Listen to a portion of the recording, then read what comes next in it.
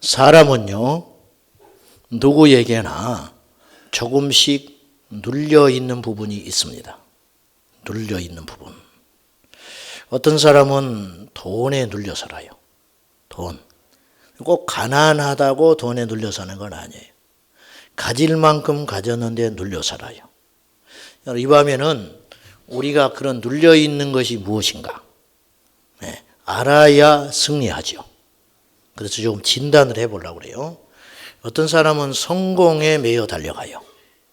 남들이 볼 때는 성공할 만큼 성공했어요. 네, 그냥 저 정도만 되면 나는 저 정도가 아니고 그 밑에만 가도 만족하고 살 것 같아요. 근데 그 사람은 만족을 못해. 어떤 사람은 또 건강에 매여 삽니다. 네, 건강에. 그래가지고 건강 가지고 온갖 좋은 건 다 먹어요. 어떤 분이 몸이 이렇게 갑자기 이상이 왔어요. 근데 병명이 안 나와요. 근데 병원에 가서 정밀 검사를 하고 온갖 걸 다 해보니까 왜 그랬는가? 이분이 공무원이 있는데 영양제를 너무 많이 먹어서 그렇다는 거예요. 이제 그러니까 이분은 이렇게 한 입씩 영양제를 먹는 거예요. 영양제. 가지고 근무하시다가 누가 이렇게 와서 이거 좋다 하면 딱 사는 거예요. 또 사고. 그래가지고는 책상에 이렇게 쌓아놓고 하루에 한 주먹씩 영양제를 먹었어요. 이런 세월을 몇 년을 보내니까 몸이 건강해지는 게 아니라 건강이 안 좋아졌어요. 건강 건강 이 식품을 너무 많이 먹어가지고 몸이 더 안 좋아져 버리는 그런 일이 생겼다는 거예요. 눌려 있는 거예요. 자기가 죽을 것 같은 생각이 드는 거예요. 2009년에 죽은 마이클 잭슨, 이 사람도 평생 눌려 살았습니다. 제가 볼 때는. 그는 지금 죽었거든요. 죽었는데 1년에 1,300억씩 벌어요. 우리보다 나아. 살아있던 우리도 1,300만 원 벌기가 어려운데 죽은 마이클 잭슨이 1년에 라이센스로 벌어들이는 돈이 판권으로 1,300억. 그러니까 살아있는 가수들과 경쟁해도 세 번째인가 네 번째 된다는 거예요. 자손들 좋은 일만 시키고 죽은 것이에요. 그는 생전에 성형 중독에 시달렸습니다. 가지고 코가 썩어 들어가는 병이 있었어요. 성형을 너무 자주 해가지고 그리고 백반증이 왔어요. 그래서 피부가 하얗게 되는, 원래 흑인인데 하얗게 되는 백반증에 시달렸고요. 제가 한 10여 년 전에 어떤 기사에서 봤는데 이 마이클 잭슨이 산소 마스크를 쓰고 산소통을 짊어지고 다니는 거 사진이 떴었어요. 그러니까 이 나쁜 공기를 마시고는 못 산다 이거예요, 자기는. 집에서는 그렇다 치고 밖에 외출할 때에도 마스크를 쓰고 다녔어요. 산소 마스크. 제가 화보에 있는 걸 봤어요. 그는 평생 사실은 가장 유명한 사람이었음에도 불구하고 얼마든지 누리고 자유롭게 살 수 있었음에도 불구하고 그는 사실은 가장 자유롭지 못한 상태로 살다가 50살이 채 넘어서 죽어버리고 말았어요. 죽을 때도 심장마비로 약물 중독인지 자살인지 사실은 몰라요. 사인을 몰라. 어떻게 죽었는지 몰라요. 그래서 죽고 말았다는 것이죠. 참 별것 아닙니다. 여자분들이 다이어트에 눌려 있어가지고 충분히 날씬해요. 제가 볼 때는. 날씬한데 자기는 안 날씬하다는 거예요. 자기는. 또 정반대의 경우도 있어요. 뚱뚱한데 안 뚱뚱하다고 생각하는 사람도 있어요. 가지고 이렇게 거짓말해요. 물만 먹어도 살이 찐다는 거예요. 그건 절대 거짓말입니다. 물만 먹으면 죽어요. 물만 먹으면 살찌질 않습니다. 물만 먹어서 살만 찌면 얼마나 좋겠어요. 네, 그렇지 않아요. 나는 이렇게 체질이 살이 찌는지 모르겠대. 그건 체질이 아니라 자기도 모르게 자꾸 뭘 집어먹어서 그러는 거예요. 자꾸 집어먹으니까 살이 찌는 것이지 들어가는 대로 살이 찌는 것이지 안 먹는 데 살찔 일은 없다 이거죠. 다이어트 우리나라 사람들은 특히 심하대요. 그래서 거식증에 걸려 살아요. 충분히 날씬한데도 더 날씬하기 위해서 건강을 해치는 거예요. 내 인생을 주님 안에서 주도적으로 살아야 되는데 지나치게 남을 의식하고 다른 사람이 나를 어떻게 평가하는가 여기에 매여가지고요. 남의 인생 살아주는 사람이 있어요. 남의 인생 살아주는 사람. 옷도 내가 입고 싶으면 입는 것이지. 근데 다른 사람이 이 옷을 입었을 때 어떻게 생각하냐 이거예요. 물론 어느 정도는 의식하고 살아야 되지만은 뭐하러 그렇게 매사에 그렇게 사냐 그 말이에요. 내 인생을 내가 사는 것이지 주님과 함께 자유롭고 강하게 사는 것이지 왜 뭐하러 남의 인생을 사냐 그 말이에요. 예? 그래서 오늘 제목이 뭐냐? 모든 속박에서 자유하라. 진리를 알지니 진리가 너희를 자유케 하리라. 우리가 천국을 못 간다면 우리도 매여 살아야 돼요. 우리의 소망은 하나님 나라에 있습니다. 여러분, 우리에게 천국이 있는데 무엇이 부럽습니까? 부러우세요? 부러워? 부러우신가 보네. 부자가 부럽습니까? 예? 예수 믿는 부자는 부럽지. 예수 믿는 부자는. 부자가 부러워요? 거짓말하고 있네. 부러우면서. 부럽지. 부럽긴 하지. 근데 하나님 나라 가치관으로 따지면 별것 아니라. 별것 아니라. 여러분 옛날로 돌아가지 말라니까요. 제발. 응? 이게 예배 드릴 때는 뭐 그럴듯해요. 보면은. 그냥 나가서 사는 건 똑같아. 어째서 교회는 예수 믿는 사람이 많은데 밖에는 예수 믿는 사람이 없는지 모르겠어요. 이상하게. 여러분 정말로 주님 한 분으로 살 수 있어요? 주님 한 분으로 만족하며 살 수 있어요? 대답을 못 해버리잖아. 응? 모든 속박에서 자유하라. 누가 나를 지배합니까? 누가? 응? 누가 나를 지배하냐 그 말이요. 응? 주님 외에 누가 나를 지배하냐 그 말이요. 우리 마음속에 무엇이 들어올 수 있습니까? 예수님 외에 내 안에 무엇이 들어옵니까? 아멘입니까? 어떤 사람은 자식에게 끌려다녀요. 자식에게. 자식에게 확 매여 있어요. 얘가 막 시험 못 보면 들어놓아 버려요. 시험을 자식이 못 봤는데 왜 엄마가 들어놓아 있어? 지가 들어놓아 있어야지. 고3이 하나 있으면 온 집안이 고3이야. 온 집안이 그냥. 발걸음도 뭐 문득광 못 닫아요. 고3이 뭐 벼슬이야? 지금까지 이게 나이 먹어서 고3 된 것이지. 그렇다고 해서 시험을 잘 보는 것도 아니에요 또. 그런다고 뭐 인생이 잘 되는 것도 아니고. 별것 아니에요. 별것 아니에요. 내가 공부를 잘했을 것 같아요? 못했을 것 같아요? 응? 도서관에 항상 책만 있었어요. 저는. 나는 없어.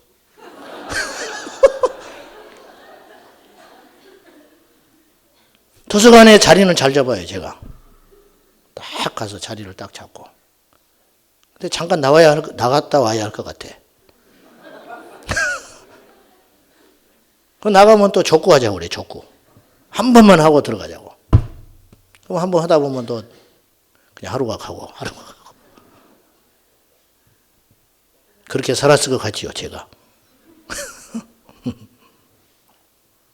자식에게 끌려다녀. 반대로 또 부모에게 끌려다니는. 자, 사랑하는 여러분, 기도 많이 하고 은혜 받고 예배 잘 드리고 그래도요 자식에서 자유롭지 못해. 아내한테 남편한테 자유롭지 못해. 놔버리세요. 이 밤에요 놓으면 승리할 수 있습니다. 놓으세요. 나야 주님이 책임집니다. 손주한테 또 벌벌벌 떨고 사는 사람도 있더만. 손주. 그냥 막 미쳐버리더만 손주.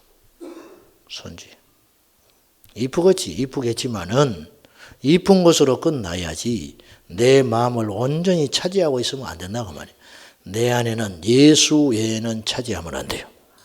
누구를 사랑한다? 예수 사랑으로 사랑해라. 예수 사랑으로. 며칠 전에 신방을 가가지고 이제 개가 있어가지고 개 이야기를 또 한참 했어요. 예배 끝나고. 개 이야기를 한참 하고 예쁘더만 예쁘기는 아마 주먹만한 게 있으니까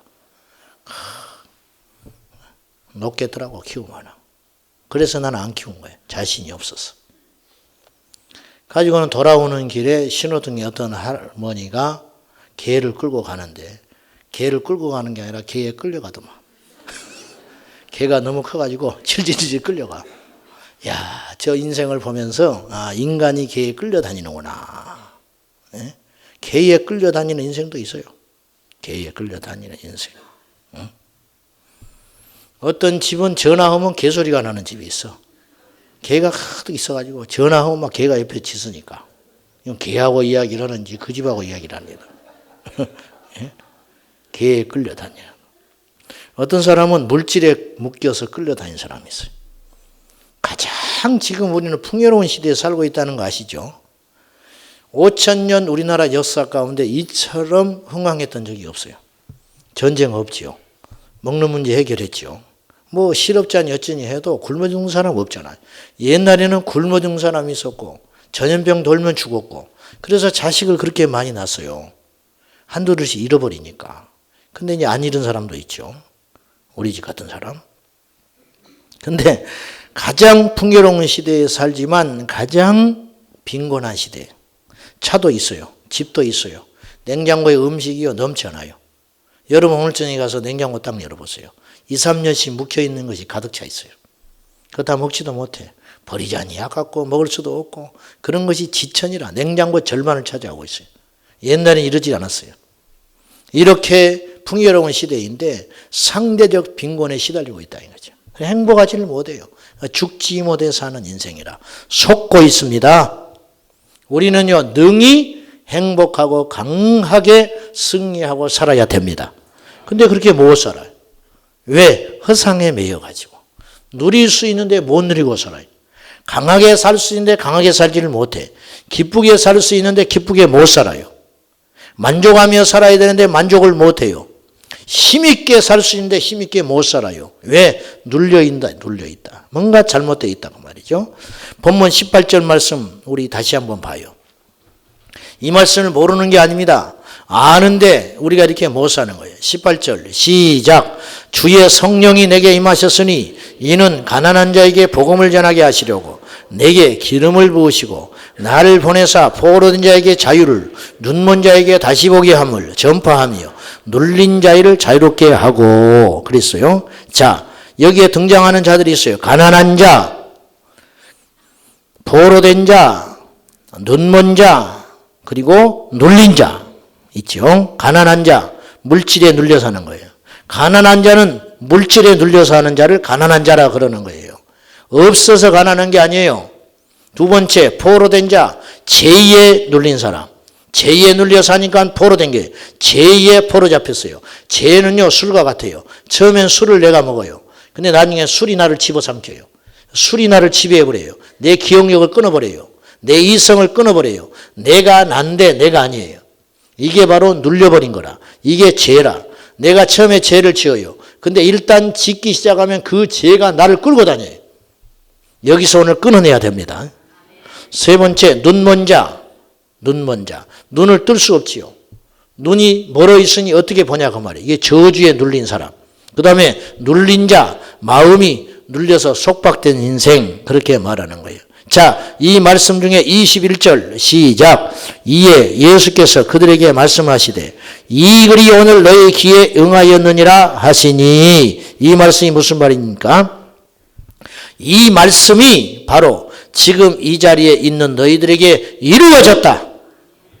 가난한 자에게 복음이 증거되며 포로된 자가 자유롭게 되며 눈먼 자가 보게 되고 눌린 자를 자유케 한다. 누가? 성령이 오셔서. 할렐루야. 그러므로 가난해도 승리할 수 있다. 가난해도. 자, 당장 뭐가 열리진 않아요. 그러나 우리는 능히 승리할 수 있다. 죽을 때까지 우리 형편이 안 좋아질 수도 있어요. 무슨 재수없는 소리냐고. 그게 아니라 그럴 수 있다 이거예요. 그러나 그건 중요한 게 아니에요. 갑자기 공부 못하는 애가 어떻게 공부를 잘합니까? 안 되는 것이죠. 그거는 하나님의 법칙이 아니에요. 3년 동안 공부 못해가지고 내신이 안 되는데 어떻게 갑자기 수능에서 대박을 난다 해도 그건 요행이지 하나님은 그런 방법으로 일하시지 않아요. 그건 아닌 거예요. 인생은 절대 변할 수 없는 법칙이 하나 있습니다. 그건 뭐냐? 심은 대로 거둔다. 갈라디아서 6장 말씀. 사람이 무엇으로 심든지 그대로 거둔다. 다윗도 죄를 심으니까 죄의 혹독한 결과를 얻게 된 거예요. 그러니까 심은 대로 거둬요. 그건 어쩔 수 없는 거예요. 그러나 그 결과가 어떤지, 내 인생이 어디로 흘러가든지 오늘 우리가 한 가지 분명히 얻을 수 있는 권세와 축복이 있다. 그건 뭐냐? 우리가 누구든지 말씀으로 자유롭게 될 수 있다. 오늘 나의 상황을 알고 복음으로 말미암아 내 심령이 하나님의 말씀으로 복음을 만나면 오늘 우리가 자유롭게 된다는 거예요. 아멘입니까? 은혜 받으면 자유롭게 돼요. 은혜 받으면 능력이 매요. 은혜 받으면 실패도 실패가 아니에요. 은혜 받으면 망해도 망한 게 아니에요. 은혜 받으면 패배한 것도 패배한 게 아니라 그 말이에요. 반대로 하나님이 없으면 승리해도 그건 허무한 거예요. 승리해도. 하나님이 없이 부여해지면 망가지는 거예요. 의미 없어요. 정말 없습니다. 조금 편리하겠지요. 좀 걱정, 근심은 덜 하겠지요. 빚이 안 쪼들리니까. 그러나 인생의 근본 문제는 해결되지 않는 거예요. 인생의 근본 문제는 예수 만나야 되는 것입니다. 인생의 근본 문제는 복음을 만나야 되는 것이에요. 사람이 안 달라진다. 예수 안 만나서 안 달라지는 거예요. 예수님을 안 만나니까 안 달라지는 거예요. 기질이 안 바뀌어요. 예수님을 안 만나니까 여전히 세상에 가면 또 한숨 짓고 주저앉아 있는 거예요. 옆에 성경책 펴놔도 상관없어요. 금방 교회 갔다 와도 상관없어요. 집사님이라도 상관없다고. 목사님이라도 상관없다니까요. 그건 별개의 문제라요. 복음의 능력을 경험해야 된다는 거예요. 복음의 눈을 떠야 됩니다. 복음의 눈을. 자, 우리 예수님은 얼마나 자유롭게 됐냐고요. 얼마나 자유한 분이냐. 예수님이 재산이 있었습니까? 예수님이 눌 자리 없었다 그랬어요. 여우도 굴이 있고 새도 보금자리가 있대. 인자는 머리 둘 곳이 없구나. 내 머리 한켠 누워서 쉴만한 곳이 없었다 그 말이에요. 그러나 예수님이 좌절하셨습니까? 예수님이 그렇다고 해서 누구한테 비굴하게 사셨습니까? 천만에 그렇지 않다. 예수님은요 누구든지 만나셨어요. 빌라도 총독 앞에서도 절대 비굴하지 않아요. 예수님은 바리새인 앞에서도 절대 무너지지 않아요. 예수님은 세리 앞에서도 함부로 하시지 않아요. 예수님은 창기한테도 자신의 정성을 다하세요. 이게 뭐냐? 자유. 진짜 강하기 때문에. 사람들이 자그마한 재주와 능력을 가지면 상대방을 억누르고 핍박하려고 그래요. 반대로 조금만 누리던 것을 잃어버리면 죽느니 사느니 그러고 있어요. 이게 바로 약하기 때문에 일어난 일이다 그 말이에요. 사도 바울은 주님 안에서 모든 걸 버렸어요. 모든 것을. 그러나 바울이 비굴하게 살았습니까? 천만에. 버릴 때부터 바울은 진짜 강해지는 거라. 어디 가서도 바울은 오직 예수. 그리고 그 예수 이름으로 사는 거예요. 바울은 비굴하게 살지 않았어요. 진정한 자유인으로 살았다. 왜 그러냐? 이것이 복음의 능력이라. 예수님은 누구 앞에서도 항상 초지일관 똑같으셨고 누구 앞에서도 승리하셨고 누구 앞에서도 자유하셨다고 말이에요. 이런 복음의 능력이 여러분에게 있기를 주님의 이름으로 축복합니다. 남의 인생 살지 마시오. 다시 말씀드리지만 남의 인생 헛살지 마시라고 하나님 손잡고 내 인생 사시라고 말이에요. 마가복음 4장 20절에 보면은 거라사 지방으로 가다가 주님께서 탄 배가 풍랑을 만나요. 주님이 몹시 피곤하셨어요. 사역이 밀려가지고 너무너무 피곤하셨어요. 그래가지고 배 밑에서 주무시고 계셨단 말이에요. 그런데 풍랑이 불어왔습니다. 제자들이 이 풍랑을 이겨보려고 전부 뱃사람이니까 노를 젓고 중심을 잡아보려고 하지만 이 대풍을 만나서 어떻게 해볼 수가 없습니다. 그때 가서야 주님을 깨웁니다. 주님, 우리가 죽게 된 것을 내버려 두십니까? 그때 주님이 나타나셔서 풍랑아 잠잠하라. 그리고 딱 재우고 나서는 제자들이 이렇게 말했어요. 어찌하여 두려워하느냐? 믿음이 적은 자들아.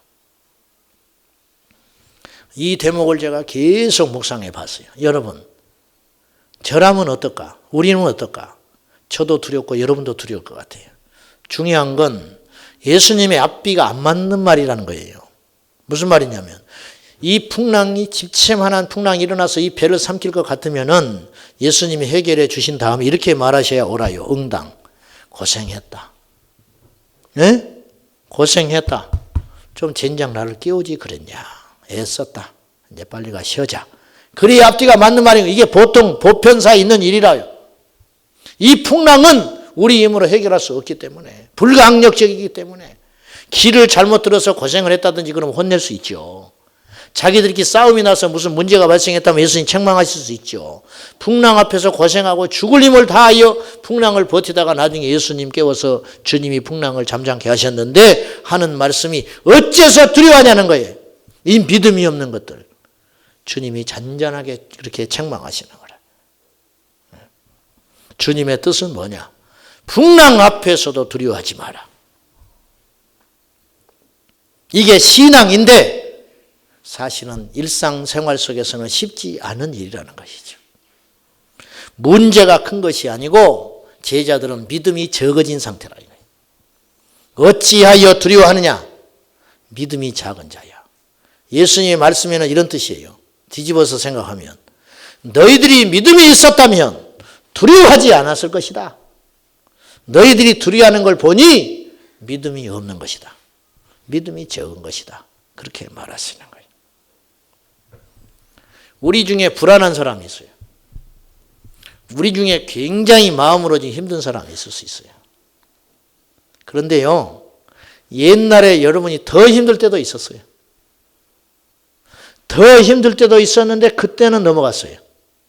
근데 이상하게 이번에는 안 돼요. 그럼 문제가 아니죠. 내 믿음의 크기가 작아진 거라. 그래 안 그래요? 어느 때는 이겼어요, 이것이. 어느 때는 아무렇지도 않았어요. 이런 말들이. 근데 요새는 이 말이 팍 꽂힌다 이 말이에요. 그건 이 말이 문제가 아닌 것이죠. 내 믿음이 약화된 거지요. 내 영적 상태가 약해진 거지요. 건강하지 못한 거라 그 말입니다. 베드로를 예를 들어보겠습니다. 베드로가 예수님께서 가야바 제사장에게 재판받고 있을 때 마지막 최후까지 그 마당의 뜰에 들어간 사람은 베드로가 유일했습니다. 다른 제자들 다 도망갔어요. 그래도 베드로는 주님과 마지막 순간에 함께 하려는 마음이 있어서 밖에 마당에서 불을 쬐고 있었어요. 그때 자기를 발견한 여종이 있었어요. 너도 이 사람과 한패다. 그러니까 그 부인합니다. 나는 아니다. 그리고 밖으로 나가요. 근데 밖에 나가서 또 만나요. 거기서 또 자기를 아는 사람을 만나요. 그래서 연거푸 3번을 부인합니다. 그리고 웁니다. 그리고 울어. 두려워서 부인한 거예요. 그런데요, 몇 달 후에 오순절 성령의 역사 이후에 베드로가 세월이 흘러서, 몇 달은 아닙니다. 세월이 흘러서 사도행전 12장에 야고보를 헤롯이 잡아다가 죽입니다. 그러니까 유대인들이 좋아해요. 이단을 죽였다 생각해가지고 유대인들이 기뻐하는 걸 보고 헤롯은 정치인이었기 때문에 민심을 사기 위해서 다음의 사냥감을 찾습니다. 그가 누구였냐? 베드로였어요. 베드로를 잡아다가 즉시 죽이려고 했더니 문제는 그 주간이 6월절 기간이 일주일 동안이 무교절 기간이에요. 그래서 6월절에는 살인을 하면 안 되기 때문에 감옥에 쳐넣어놨어요. 그리고 무교절이 끝나는 날 죽이려고 다 계획을 세워놨어요. 내일이 끝나는 날이에요. 내일 아침에 끌고 나가서 죽어야 돼요. 이것은 베드로도 알고 간수들도 알고 사람이라면 다 아는 거예요. 거기에 있는 사람들은. 베드로는 감옥에 갇혔고 사람들은 베드로의 석방을 위해서 간절히 기도하고 있었어요. 그런데 이 밤이 지나면 내일 아침에 베드로가 끌려 나와서 참수당하게 돼 있는 거예요. 얼마 전에 야고보가 죽었다니까요. 며칠 전에. 그러니까 베드로는 살아날 확률이 제로인 거예요. 그리고 얼마나 경비가 삼엄했냐면 4인조 4조가 16명이 베드로 한 사람을 지키고 있었고 감옥 안에는 양쪽에 착고를 발과 손에 착고를 다 채워가지고 들어놓어 있는데 양쪽에 병사들이 같이 누워 있었어요. 베드로 감옥 안에 들어가가지고 밖에는 16명이 지키고 있었고 안쪽에는 베드로 혼자 누워있는 감방 안에 2명의 로마 병사가 같이 누워있는 거예요. 이렇게 삼엄하게 지키고 있어요. 근데 베드로가 잠을 잡니다. 피곤해서? 여러분이 나오면 피곤해서 자겠어요? 생각이 없어서? 아무리 바보 멍충이도 그렇지는 않지. 베드로는 강해져 있었던 거예요. 예전보다 상황은 더 나빠요. 그때는 예수님의 십자가에 죽기 전입니다. 재판받는 중에도 두려워서 모른다고 3번 중에 한 번도 아니에요. 그것도 로마 병사 앞에서 한 것도 아니에요.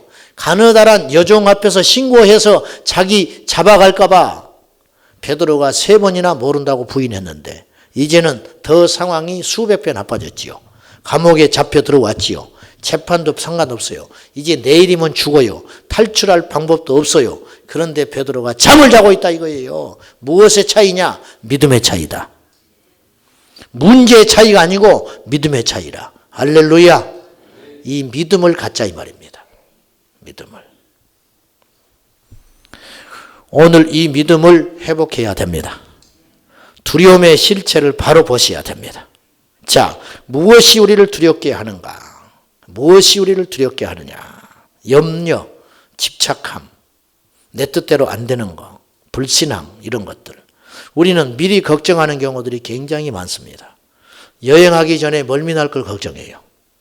나는 멀미를 할 운명이다.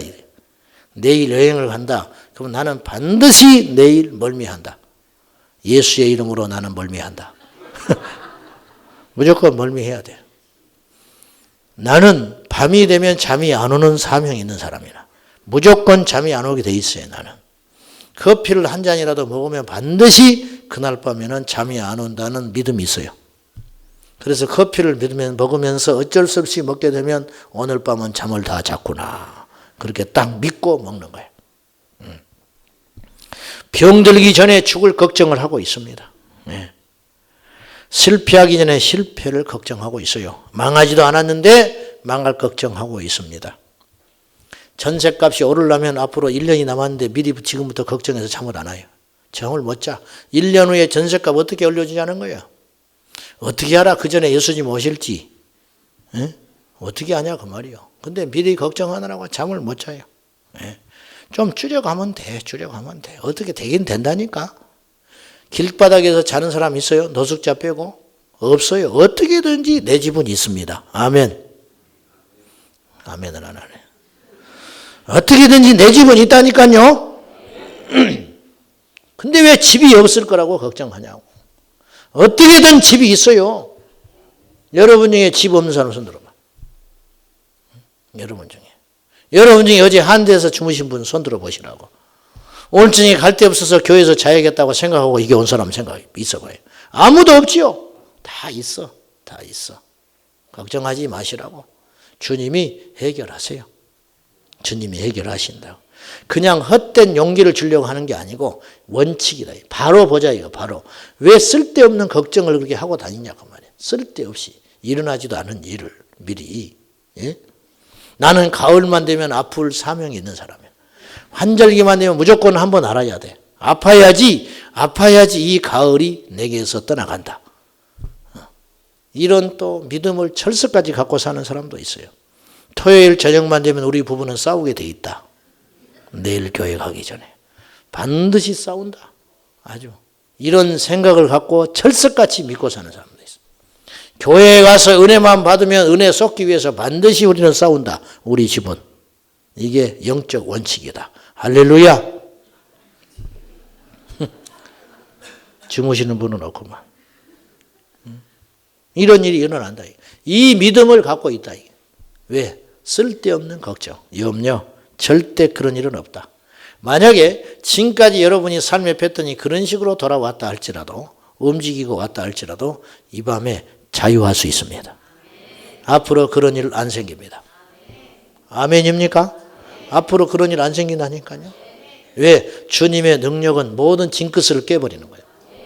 주님은 모든 운을 깨버리는 거예요. 주님은 모든 운명을 바꾸실 수 있어요. 믿으시죠, 여러분? 우리 주님이 그럴 능력이 없다면 우리가 주님을 뭐하러 믿습니까? 예, 절대로 그런 일 없다. 마태복음 6장 25절에 무엇을 먹을까 무엇을 입을까 걱정하지 마라. 주님 그랬어요. 목숨이 음식보다 몸이 의복보다 중요하지 않냐? 목숨이 중요하냐 음식이 중요하냐? 목숨이 훨씬 중요하지 않냐? 의복이 중요하냐 몸이 중요하냐? 몸이 훨씬 중요하지 않냐? 하나님이 어떤 분이냐? 음식 때문에 너희를 죽이겠냐? 하나님이 어떤 분이냐? 옷 없는 것으로 인하여 너희를 헐벗게 하겠냐? 걱정하지 마라. 주님 말하는 거예요. 유진 피터스는 이렇게 말을 했어요.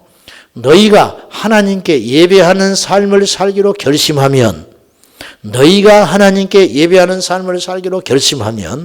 식사 때 무엇이 오르고 옷장에 있는 옷들이 유행에 맞는지 따위로 안달하면서 설치지 않아도 된다. 너희의 삶, 너희의 인생은 뱃속에 넣는 음식이 전부가 아니고 너희의 겉모습도 몸에 걸치는 옷이 전부가 아니다. 자유해라. 뭐하러 옷 입는 걸 그렇게 신경 쓰냐? 뭘 그렇게 먹으려고 애를 쓰느냐? 하나님이 다 건강 책임지시고 입히시고 채우신다. 너희들은 이것보다 훨씬 중요한 가치가 있는 존재들이다. 왜 그런데 이거 걱정하냐? 내가 아버지이기 때문에 다 책임질 터인데 걱정하지 마. 걱정은 부모가 하는 거예요. 아멘. 자식은 아버지만 쳐다보면 사는 거야. 자식은 걱정하지 마. 걱정하지 마. 부모에게 순종하고 이쁨만 받으면 자식은 형통하듯이 우리가 세상의 일로 염려하지 말고 우리가 정말 염려해야 할 것은 내가 하나님 앞에 바른 길을 가고 있는가. 이것만 신경 쓰라고 말이에요. 아멘입니까? 우리가 인생이 뒤틀리고 어그러지고 망가질 때 점검해야 할 것은 내가 무엇을 잘못 판단했는지, 왜 이 지경이 됐는지, 이것을 어떻게 하면 고칠까, 이걸 생각하지 말고 하나님 앞에 하나님의 시야로 나를 보면서 진단하라는 거예요. 이게 중요하래요. 그래서 34절 마태복음 6장 34절에 내일 일을 위하여 염려하지 말라. 내일 일은, 저는 이 말씀 너무 놀래버렸어요. 성경을 자세히 보세요. 마태복음 6장 34절 한번 찾아봅시다. 6장 34절 잘 아는 말씀인데 자세히 보기는 어려웠어요. 우리가 자세히 잘 안 봐. 그냥 내용은 알죠. 자, 보세요. 그러므로 내일 일을 위하여 염려하지 말라. 내일 일은 무엇이 염려한다고요? 내일이 염려한다. 이야, 이게 무슨 표현이에요? 내일 일은 내일이 염려할 것이요 한날의 괴로움은 그날로 족하니라. 저는 이 말씀이 너무너무 제가 어렵고 힘들 때 위로가 됐어요. 어디에서 위로가 됐느냐? 한날의 괴로움은 그날로 족하다. 이게 뭐냐면요, 하나님이 내가 얼마나 괴로워하는지 아세요. 너 충분히 오늘 고생했어. 내일 것 땡겨서 걱정하지 마. 내일은 내일이 해결해. 이 말이에요. 내일은 내일이 염려해 준대요. 오늘 있는 내가 내일 일을 당겨서 걱정하지 마라. 내일 일은 내일이 어떻게든 해결해 줄 거야. 오늘 한 날 충분히 너 수고했다. 너 잘 살았어. 네가 설령 잘못 판단하고 실수했다 할지라도 자식 새끼는요, 실수해서 내 집을 태워 먹어도 자식을 안 쫓아내는 거예요. 그래 안 그래요? 내 집을 태워 먹어도 그곳에서 천막 치고 그 새끼 끌어안고 자는 거예요. 우리 하나님의 사랑이 그보다 작을 것 같습니까? 그보다 크면 크지. 부모의 사랑이 어디서 배운 것인데, 부모의 사랑의 DNA가 어디서 온 것인데, 모성애가 어디서 온 것이고 부성애가 어디서 온 것인데요.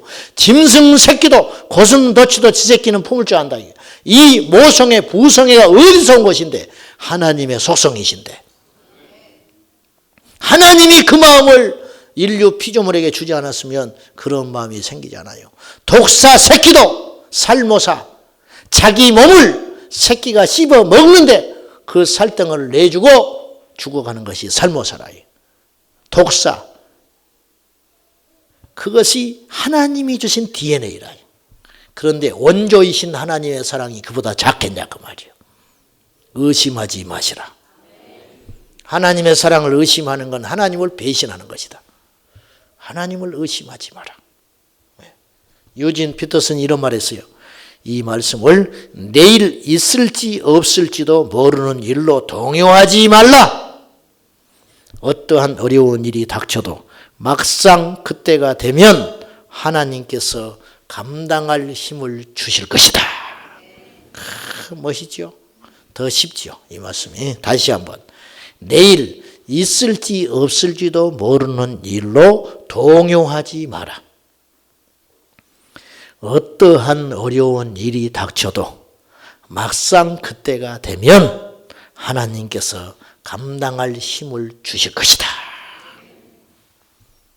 그때가 닥치면 하나님이 나서서 죽지 않게 숨통 트이게 해주신다고 말이에요. 아멘. 우리가 그런 고비 넘어서 여기까지 왔어요. 근데 또 걱정하고 있어요. 이것도 넘어갑니다. 이것도 해결됩니다. 예. 긍정주의, 낙천주의가 아니고 믿음의 원리가 그렇더라고 말이에요. 그러므로 두려워하지 말라. 두려워하지 마라. 두려움은 사탄의 배후가 있는 거예요. 누가 나한테 욕한다. 욕하라 그래. 욕해. 지 입만 더럽지. 응? 나는 잊어버리면 돼. 욕하라 그래. 비난하면 비난하라 그래. 내가 하나님 앞에 떳떳하면 상관없어요. 하나님이 반드시 해보시겠어요. 하나님이. 옛날에 내가 먹고 살만할 때 주변에 사람 많았다. 어려워지니까 다 떠났다. 섭섭해할 것도 없어요. 다 인생은 그런 것이야. 내가 힘을 가지면 또 나타나. 아무 상관없어요. 어차피 인생은 사랑할 대상도 아니고 의지할 대상도 아니에요. 인생은 그럭저럭 흘러가는 것이라. 주님만 나와 함께 하시면 되는 거라. 주님이 나와 함께 하시면 되는 이런 거룩한 굳센 믿음과 용기가 있어야 돼요. 아멘. 무너지지 않으면 반드시 승리합니다. 다시 한번 말씀드려요. 내일 일 있을지도 없을지도 모르는 일로 동요하지 마라. 막상 그 일이 닥치면 하나님께서 감당할 수 있는 힘을 주시리라. 그래요. 감당할 힘을 주세요. 우리는 어떻게 해야 됩니까? 이제 속박과 공포와 두려움에서 자유케 되는 것이 마음대로 되냐고 말이에요. 마음대로 됩니까? 안 되지. 예배 끝나고 현실로 돌아가면 다시 덮쳐오는데 목사님 누가 그렇게 살고 싶습니까?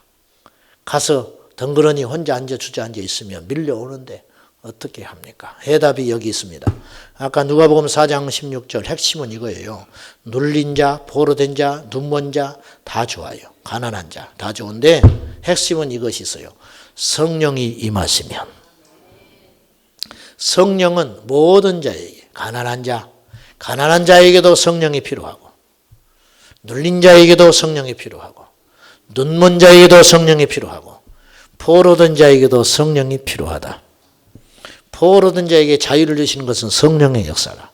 자, 성령의 충만함으로 이길 수 있다. 성령의 충만함으로 이길 수 있다. 주님이 이 땅에 오셔서 하신 일, 살리는 일이거든요. 주님이 이 땅에서 오셔서 하신 일이 살리는 일인데 그 일의 근본, 핵심, 파워는 어디 있었느냐? 성령. 우리에게도 성령 충만하면 뛰쳐나갈 수 있어요. 성령 충만하면 이길 수 있어요. 성령 충만하면요, 밥을 안 먹어도 너끈 이겨요. 성령 충만하면요, 오늘 종일 뛰어다니고 분주하게 일해도요, 예배당에 와서요, 딱 앉으면 힘이 확 오는 것이에요. 오늘 여러분 하루 종일 주무시고 나는 체력이 약하니까 오늘 저녁을 위해서 체력을 비충하고 빈둥빈둥하고 저녁에 밥을 잔뜩 먹고 와도요, 성령으로 임하지 않으면 찬양할 때 졸음이 확 쏟아오면서 무기력이 팍 밀려와 버리는 거예요. 영은요, 놀라운 거예요. 영이 살아야 내가 삽니다. 그 영을 살리는 건 성령의 능력이에요. 성령 충만 받으면 기쁨이 옵니다. 성령 충만하면요, 덩실덩실 날아갈 것 같아요. 성령 충만 받으면 누가 뺨 때려도 왼뺨 때리면 오른뺨 때릴 수 있어요. 성령 충만하면 침을 뱉어도 감사해요. 성경에 그런 이야기들이 나와요. 사도행전 5장에 보면은 사도들이 옥에 갇혔습니다. 사도들이. 그런데 주의 사자가 나타나서 풀어줘요. 베드로 사건 전에 이 기적이 한 번 더 있었어요. 나가서 외칩니다. 그러니까 다시 잡아들여가지고 매질을 합니다. 사도들이 복음 전하다가 매를 맞았어요. 여러분, 우리 이야기라고 봅시다. 우리가 예배드린 데 와서 난동질 했어요. 누가 질질질 끌고 갔어요. 광신자라고 매질을 했어요. 그 다음 주일날 내일 모레 교회에 올 수 있겠어요? 근데 사도들은 어떻게 했느냐? 가서 예수 전하는 것 때문에 매로 두들겨 맞고 채찍질 당하여 다시 석방시켜줬는데 사도들이 나올 때 의기소침하거나 혹은 하나님을 의심하거나 두려워하거나 위축된 것이 아니라 사도들이 기뻐하면서 나왔어요. 절뚝거리면서 기뻐하면서 나왔어요. 옷에 피 묻혀가지고 기뻐하면서 나왔어요. 근데 무엇 때문에 기뻐했느냐?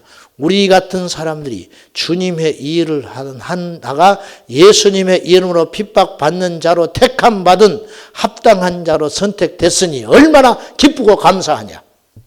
우리 같은 것이 뭐라고. 그리고는 나가서 곧바로 성전에 가서 집이든 성전이든 예수는 그리스도다 가르치기와 전하기를 쉬지 않았다. 이게 오뚜기 신앙. 누가 이기냐고 말이에요. 이런 사람을 누가 이겨? 이런 사람을. 환난이 와도 무너지지 않고 조롱을 하여도 위축되지 않고 핍박을 하여도 쓰러지지 않는데 사탄이 해볼 수가 있냐고 말이에요.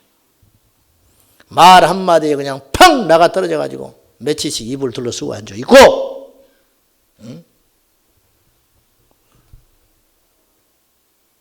주인 아저씨가 전화 한 통 해가지고 한 달 후에 알지요? 그러면 그때부터 이제 들어 넣어가지고 예수고 교회고 철야고 뭐고 안에 새벽기도 내가 지금 이 일을 놓고 새벽기도 했는데 이게 뭐냐? 주인의 마음을 움직여달라고 했는데 위축돼가지고 마음이 쪼그라들어가지고 그렇게 있고 말이죠. 예?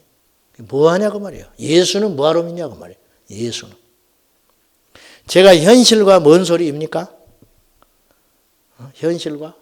나만큼 가난한 사람이 있으면 나와봐요. 나만큼 가난하게 큰 사람이 있으면 손들어 보라고. 나는 신방하다가 이렇게 몇 사람은 봤어. 나만큼 가난한 사람은. 커온 세월이. 근데 많지 않더만. 많지 않아. 이 사람 되게 형편없는 줄 알았는데 지내고 보니까 그렇지도 않아. 저 고생할 만큼 한 사람이요. 고생할 만큼.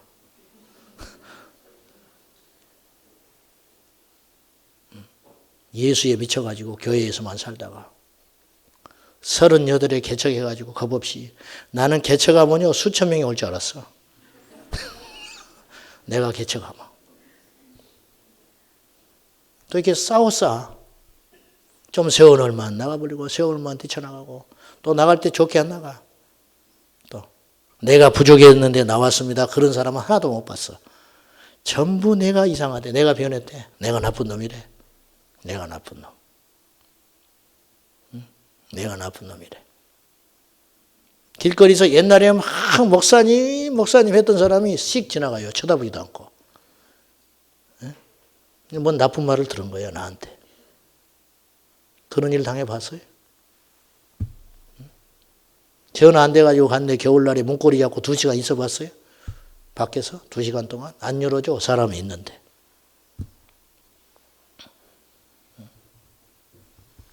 근데 나중에 전화 왔어요. 몇 년 후에. 지금은 잘 지내. 그러니까 감사하지. 근데 무너지지 않고 버텼던 건 오기가 아니에요. 하늘의 소망. 예수 그리스도. 내가 떡하니 그냥 이렇게 어느 날 공중에서 뚝 떨어져 내가 있는 것 같죠. 사람들이 그래 나보고 복이 많대. 그래 복이 많은 사람이에요. 근데 지난 날을 몰라서 그런 소리 하고 있는 거예요 지금. 나도 당할 만큼 당했고 불면의 밤도 세워봤고. 근데요 괜히 내가 허튼 소리 하게 됐는데 자 내려놓으면요 힘이 와요. 저는 그걸 경험했어요. 딱 내려놔 버렸어요 저는.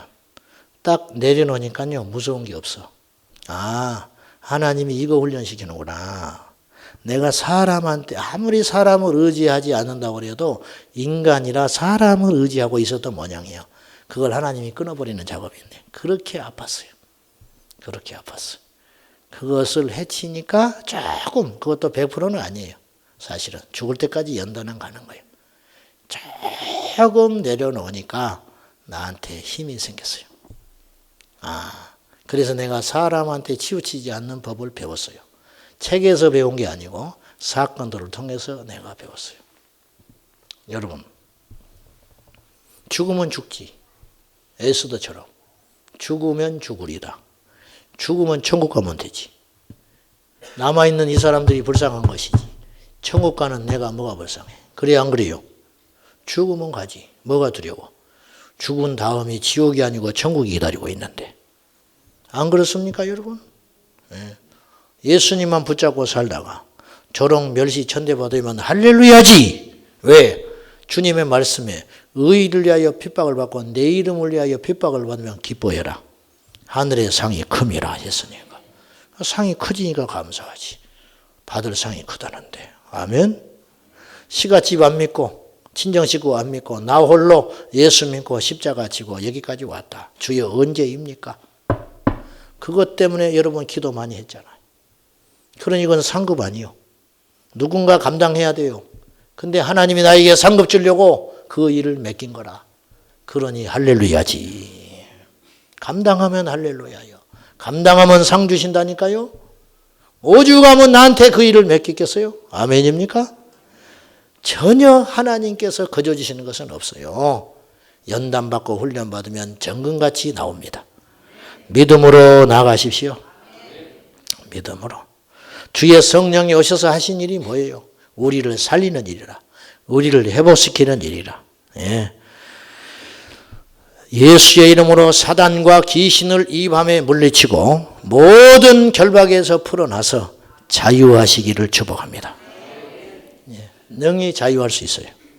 믿음으로 나아가십시오. 징후를 믿지 말고요. 말씀을 붙드세요. 말씀을.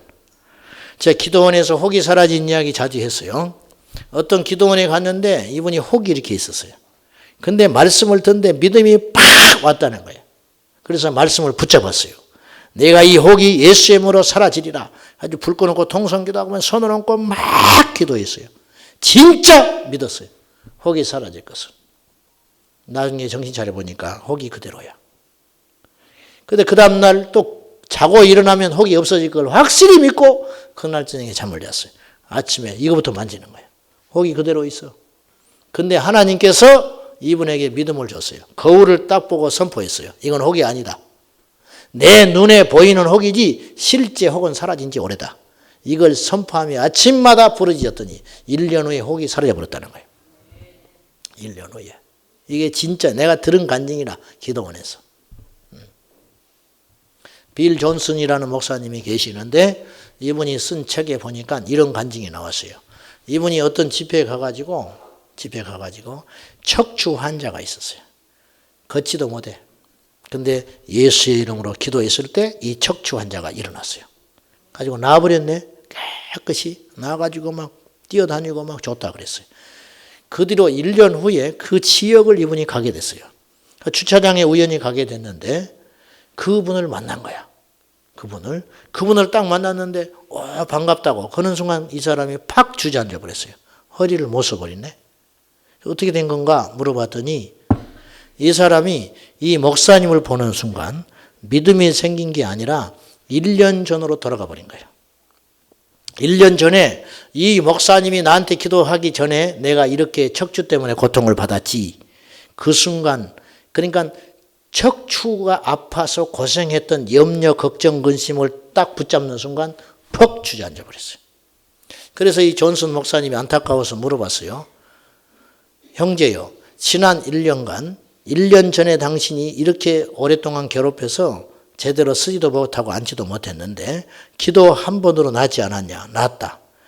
그 치유를 경험한 후 1년 정도가 지났는데 1년 동안 아팠냐 안 아팠냐? 안 아팠다. 한 번도 안 아팠다. 그러면 하나님이 당신을 영원히 고쳐준 거다. 근데 어찌하여 의심하냐? 이 사람 못 났어요. 그대로. 기도해도 못 일어났어요. 의심하고 옛날로 돌아가는 순간 자, 말씀을 붙잡을 것이냐 징조를 붙잡을 것이냐. 예? 기도해서요. 어떤 내 몸의 문제, 상황, 내 안에 펼쳐지는 환경에 대하여 기도했단 말이죠. 기도했는데 돌아가니 여전히 그대로 있어. 그러면 이 환경을 믿을 것이냐 하나님께서 역사하신다는 믿음의 말씀을 붙잡을 것이냐. 이것을 여러분이 취사선택하시라고 말이에요.